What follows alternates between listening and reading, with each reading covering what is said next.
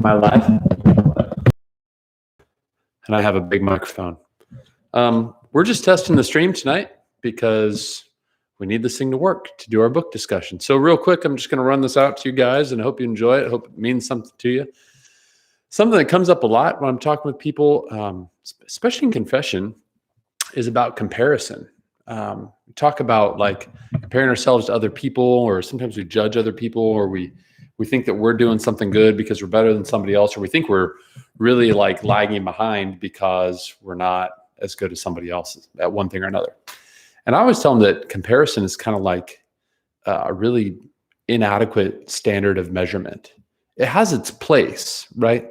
But it's absolutely not objective, and it can be very misleading.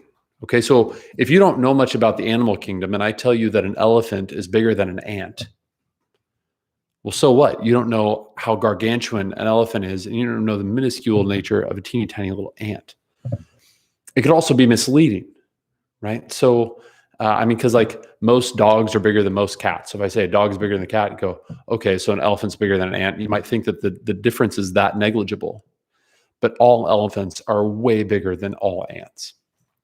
Unless you're in Honey, I Shrunk the Kids, and then in which case the ants might give the elephants a run. But that's besides the point. What I mean to get at here is this.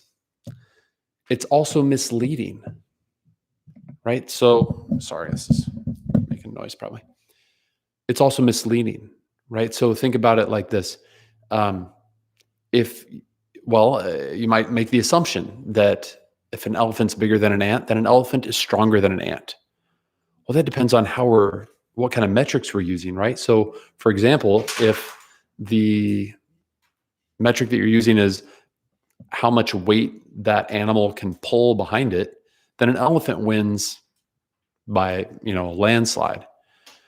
But if you're talking about how much weight that animal can move relative to its own weight, so like an elephant can only lift, I don't know, I'm making this number up, 2 times its own body weight. But an ant can lift like 250 times its own body weight, which makes it an incredibly strong little creature. Little, but mighty, right? And so if we just say like, oh, well, so-and-so is such a better,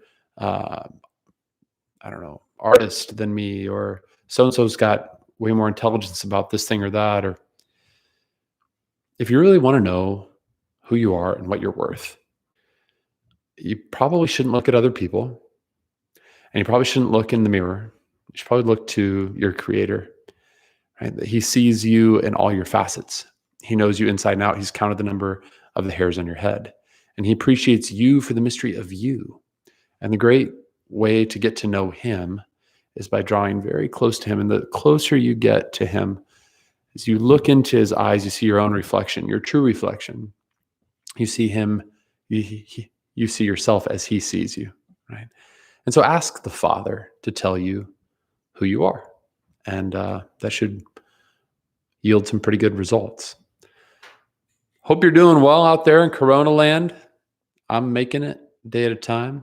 And hopefully see you back here for the book study at 6:30. We're talking about silence and solitude tonight. I'm sure that some of you are going, I have way too much solitude. And some of you are saying, I don't have enough solitude. And some of you are wishing for more silence, and some of you have too much of it. So we're looking forward to interacting with you tonight. See you in a little while.